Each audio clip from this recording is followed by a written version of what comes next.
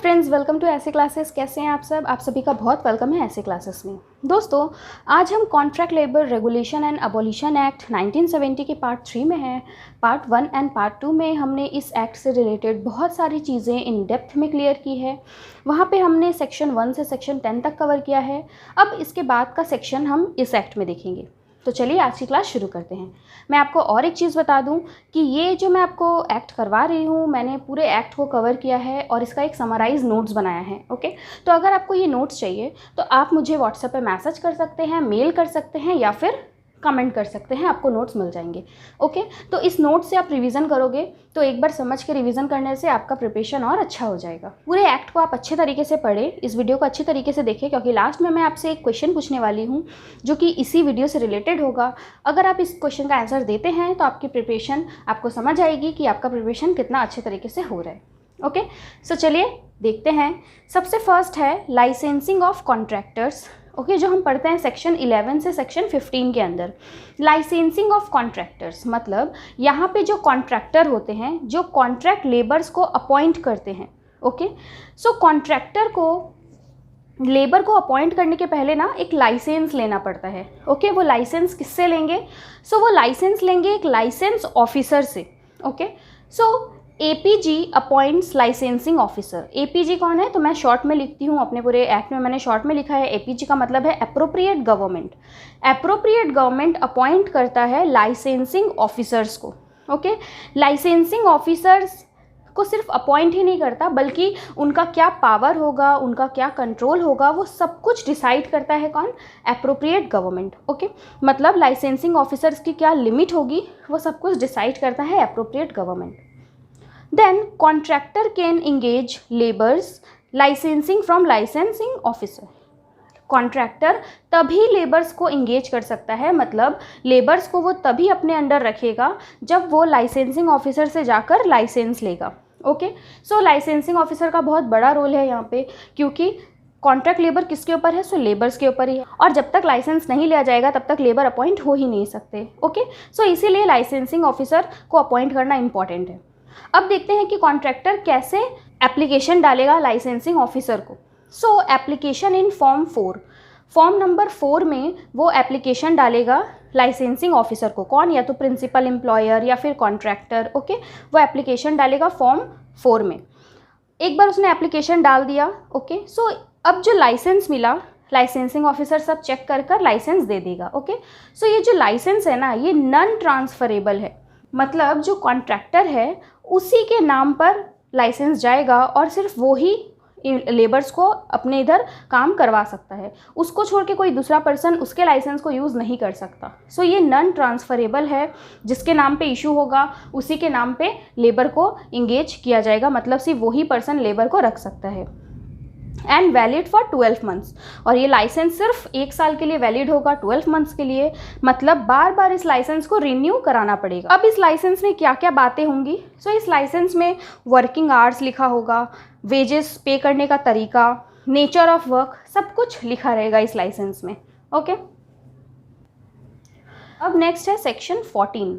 Section 14 बात करता है लाइसेंस कैन बी रिवोक।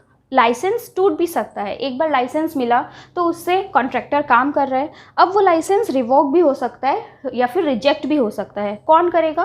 तो जो लाइसेंसिंग ऑफिसर रहेगा ना, जो लाइसेंस दे रहा है, वो ही लाइसेंस को कैंसिल भी कर सकता है। क्यों? रीज़न क्या होगा कैंसिल करने का?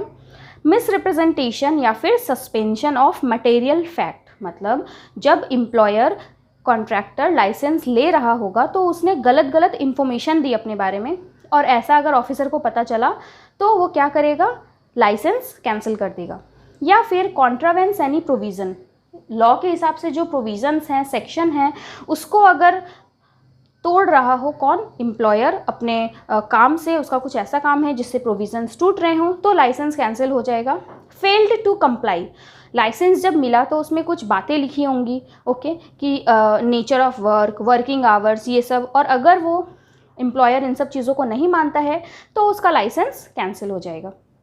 सो ये सब रीज़न है लाइसेंस कैंसिल होने के। ओके, लेकिन opportunity to be heard given, उसकी बातें सुनी जाएंगी, जो एम्प्लॉयर होगा उसकी बातें सुनी जाएंगी। ये नहीं है कि उसे बिना सुने ही उसका लाइसेंस कैंसिल कर दिया जाएगा। ओके, फिर नेक्स्ट है अपील।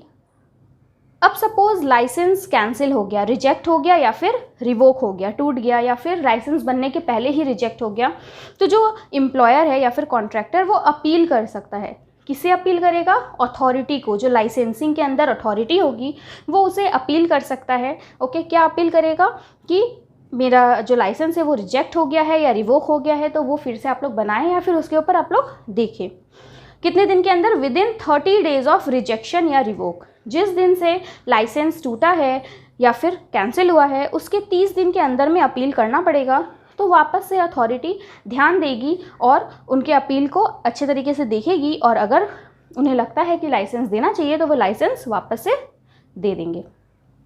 सो दोस्तों, ये था लाइसेंसिंग ऑफ कॉन्ट्रैक्टर, जो कि हमने पढ़ा सेक्शन 11 से सेक्शन 15 तक। ओके, सो इस पार्ट में हमने क्या क्या देखा? हमने सबसे फर्स्ट देखा कि एप्रोप्रिएट गवर्नमेंट अपॉइंट करती है लाइसेंसिंग ऑफिसर को, उनका पावर वगैरह सब डिसाइड करती है एप्रोप्रिएट गवर्नमेंट। फिर कॉन्ट्रैक्टर तभी अपना कॉन्ट्रैक्ट लेबर को इंगेज कर सकता है, अपने यहाँ काम पर रख सकता है, अगर वो लाइसेंसिंग ऑफिसर से अपना लाइसेंस ले ले। लाइसेंस लेने के लिए उसे फॉर्म 4 फिलअप करना पड़ता है। ओके, और वो नॉन ट्रांसफरेबल होता है और सिर्फ 1 साल के लिए वैलिड होता है, बार बार उसे रिन्यू कराना पड़ेगा। लाइसेंस में लिखा रहता है working nature, working hours, wages, ये सब देने का तरीका। देन लाइसेंस टूट भी सकता है, रिवोक हो सकता है। किस किस रीज़न से हो सकता है? मिसरिप्रेजेंटेशन, सस्पेंशन, प्रोविजंस का टूटना, फेल्ड टू कंप्लाई, लेकिन अपॉर्चुनिटी सुनने का दिया जाएगा, उसे अपनी बात रखने का मौका दिया जाएगा। देन लाइसेंस टूटने के 30 दिन के अंदर में कॉन्ट्रैक्टर जाकर अपील कर सकता है लाइसेंसिंग अथॉरिटी से। ओके, सो अब हम इससे रिलेटेड क्वेश्चन देखते हैं कि क्या वो क्वेश्चन है जो ये एक्ट पढ़ के आपको इसका आंसर अभी तक आ जाना चाहिए। सो क्वेश्चन है, ओके, सो आपका क्वेश्चन है application form for license filed in. किस फॉर्म में एप्लीकेशन फॉर्म भरा जाएगा लाइसेंस लेने के लिए? कॉन्ट्रैक्टर कौन सा फॉर्म भरेगा जो उसे लाइसेंस मिल जाएगा? ऑप्शंस है फॉर्म 1, फॉर्म 2, फॉर्म 3 या फॉर्म 4। आपने एक्ट पढ़ा, अगर आपको इसका आंसर आ रहा है तो आप मुझे कमेंट में बता दीजिए। ओके, अगर आपको आंसर नहीं आ रहा है इसका मतलब आपने कॉन्सेंट्रेट होकर चैप्टर को नहीं देखा, तो आप वापस से इसको देखिए और समझिए।